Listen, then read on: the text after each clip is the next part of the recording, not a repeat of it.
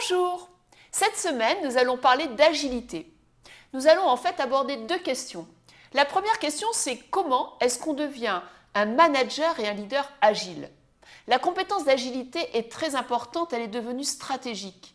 Elle est devenue stratégique parce qu'elle permet à chacun d'intégrer les nouveaux modes de travail. Et elle permet également de se développer professionnellement dans et hors de l'entreprise. Nous allons également aborder une deuxième question sur les organisations. Comment une grande entreprise peut-elle insuffler l'esprit start-up, insuffler l'esprit d'agilité dans son organisation? Et alors, cette fois-ci, je ne vais pas vous raconter d'histoire. Non, je vais vous présenter Extia. Extia est une entreprise, une grosse start-up qui, en 2015, a reçu un prix, celui de Great Place to Work, car les salariés ont dit que c'était une entreprise où il faisait bon travailler. Et donc, cette entreprise vend de l'agilité. Elle est agile également dans ses méthodes de travail et surtout, elle développe des compétences d'agilité chez ses collaborateurs. Donc, je vous propose une interview d'Arnaud Frey, son président fondateur, qui va nous dire, pour lui, dans sa start-up, ce qu'agilité signifie. Bonjour, aujourd'hui nous avons la joie d'accueillir Arnaud Frey, qui est président fondateur d'Extia. Bonjour Arnaud. Bonjour Cécile. Alors Arnaud, votre parcours, votre entreprise, est-ce que vous pouvez nous en dire un peu plus? Bien sûr, rapidement, donc, je suis ingénieur de formation. J'ai travaillé 3 ans dans les télécoms. Ensuite, j'ai voulu me former à la fonction commerciale. Donc j'ai évolué sur des fonctions commerciales dans un groupe d'ingénierie pendant 4 ans. Et passé donc 7 ans en salarié, j'ai eu envie de me lancer dans l'aventure entrepreneuriale. Et donc j'ai fondé Extia en 2007. Extia aujourd'hui, c'est un peu plus de 800 salariés après 8 ans d'existence. Donc Extia, il faut le dire, a été primé au palmarès Great Place to Work. Et Arnaud est un vrai entrepreneur qui, dans son entreprise, fait de l'agilité. Alors c'est le sujet qui nous intéresse aujourd'hui. Qu'est-ce que vous pouvez nous dire sur votre vision de l'agilité dans l'entreprise et dans votre entreprise? Alors c'est intéressant que vous mentionniez le label Great Place to Work parce que je pense que pour pouvoir prôner aussi un environnement autour de l'agilité, il faut un état d'esprit et il faut un bien-être au travail pour les salariés. L'agilité, à l'origine, c'est une nouvelle méthode venue des ingénieurs informaticiens. Et concrètement, ils se sont dit que face à un monde qui bougeait, les complexités des produits, les organisations qui étaient les plus importantes possibles, il était nécessaire de construire des projets plus courts, avec des cycles de développement plus courts. Donc à l'origine, c'est quand même vraiment un monde scientifique qui a créé donc ce mouvement. Comment ça s'étend à l'entreprise?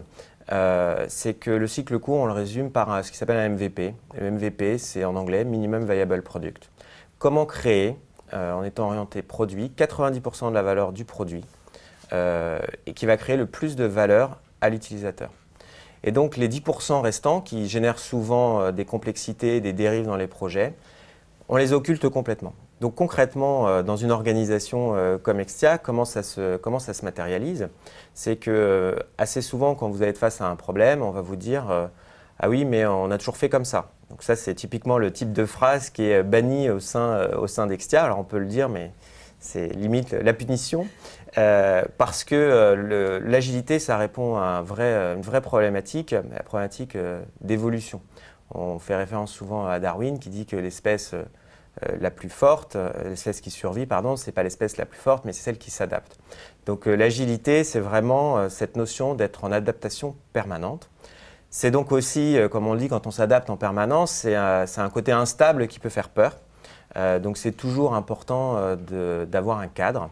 Et le maître mot pour réussir à implémenter l'agilité, c'est de favoriser la confiance. Donc favoriser la confiance, ça veut dire quoi? Ça veut dire être capable de responsabiliser ses salariés, de comprendre que ceux qui font tous les jours, ce sont ceux qui savent. Que le manager qui est dans des organisations peut-être un peu plus pyramidales et assez éloigné des problématiques terrain, va finalement pas comprendre comment faire avancer les choses. Donc il a un process qui va le rassurer. En revanche, il ne sait pas exactement quels sont les problèmes concrètement rencontrés par ses salariés. Donc, ce qui est très important chez Extia, c'est qu'on va toujours favoriser les interactions au process. Ça veut dire quoi? Ça veut dire qu'il faut se mettre en situation d'aller vers les autres, de dire bah, tiens, on a un problème, plutôt que d'envoyer un mail ou être dans des comptes rendus de réunion, on va voir la personne et on discute. Et on essaye de résoudre ensemble le problème. L'équipe trouve la solution, l'équipe qui est responsabilisée trouve la solution, la soumet au manager qui ne fait plus tellement office de manager, c'est ce qu'on appelle un servant leader. Il va accompagner dans la réalisation de la solution. Et après, on boucle de manière itérative. Et c'est comme ça qu'on est capable d'avoir des entreprises qui sont adaptables et donc scalable. C'est ça le problème. Chez Extia, nous, on a été confrontés à ça, puisqu'on a eu une croissance très rapide. On est passé de 0 à plus de 800 salariés en 8 ans. Des crises de croissance, je ne vais pas dire qu'on en a eu tous les jours, mais pas loin. Et quand vous responsabilisez vos salariés, quand vous leur faites confiance, bah, très souvent, ce sont eux qui ont la réponse. Ce sont eux qui apportent les solutions.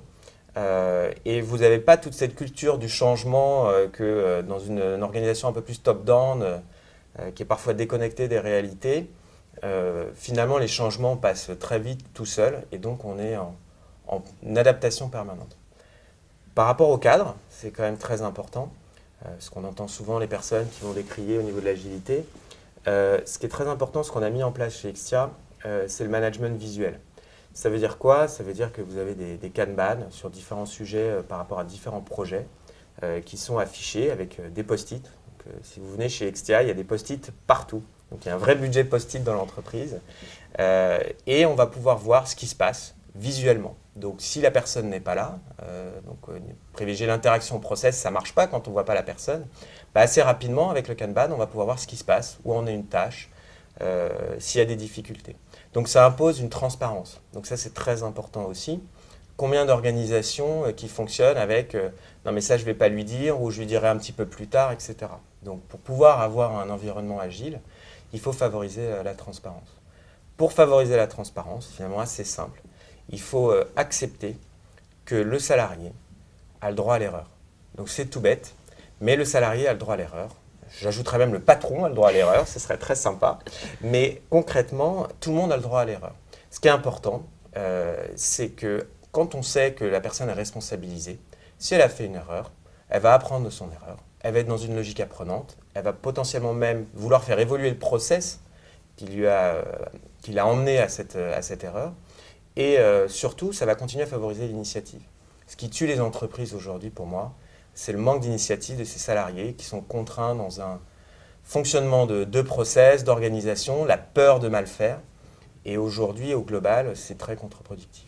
Alors, on voit bien en fait qu'Extia est une entreprise qui a vraiment grandi très vite, qui utilise des méthodes comme le Kanban, qui sont des méthodes de la qualité totale et qui a réussi à les moderniser, à les lifter. Est-ce que vous auriez un conseil pour des grands groupes qui veulent intégrer l'esprit start-up, l'esprit d'agilité? Alors, ce qui est important, je pense, c'est qu'il y ait une volonté affichée de la direction, mais également des partenaires sociaux dans ces grands groupes, parce que ça induit un changement qui peut être très notable dans l'entreprise.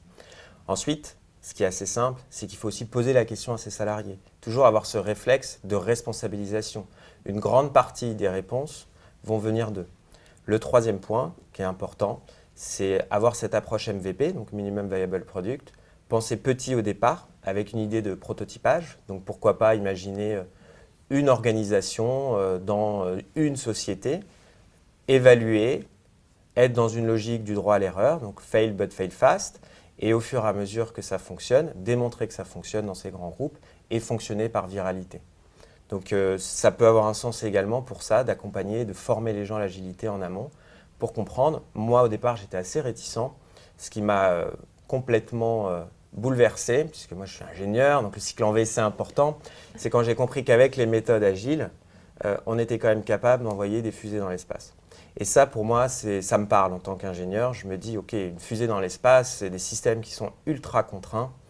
Et pourtant, on est capable, par les méthodes agiles, d'envoyer des fusées dans l'espace. Alors Arnaud, pour conclure, si vous aviez 3 compétences d'agilité pour le manager, qu'est-ce que vous avez envie de dire à tous ces jeunes qui demain vont devenir des managers? Qu'est-ce qu'ils doivent développer? Sur quel point ils doivent focaliser leurs compétences? Alors, il y en a plusieurs, mais je retiendrai 3 idées Allez, 3. principales. La confiance. Donc, ça passe par la responsabilisation de ses salariés. Ne pas oublier que celui qui fait, c'est celui qui sait. Donc, ça, c'est très important. Le droit à l'erreur. Le fait qu'on peut se tromper. Donc, avec une logique de fail but fail fast, c'est-à-dire qu'on ne s'enlise pas dans son erreur, mais ça favorise énormément l'initiative. Et ensuite, la logique d'amélioration continue. Cette idée de prototypage, de générer du feedback, que l'équipe génère du feedback et que le manager qui gère cette équipe finalement soit au service de l'équipe et un peu comme un servant leader au service de l'équipe. Très très bien, merci beaucoup Arnaud. Donc si on retient les quelques éléments synthétiques de l'intervention d'Arnaud aujourd'hui, il est possible de toute façon d'être une grande entreprise et d'avoir cet esprit start-up si on veut responsabiliser, si bien entendu on donne les moyens à chacun de comprendre que le droit à l'erreur, le feedback et le travail collectif est essentiel. La deuxième idée, c'est l'idée qu'en fait l'esprit start-up, l'esprit d'agilité, ce sont des méthodes qui nous viennent du Kanban, des méthodes où le leader est celui qui accompagne, le servant leader, et où quelque part le groupe est plus fort que l'individu, le manager en tant que tel.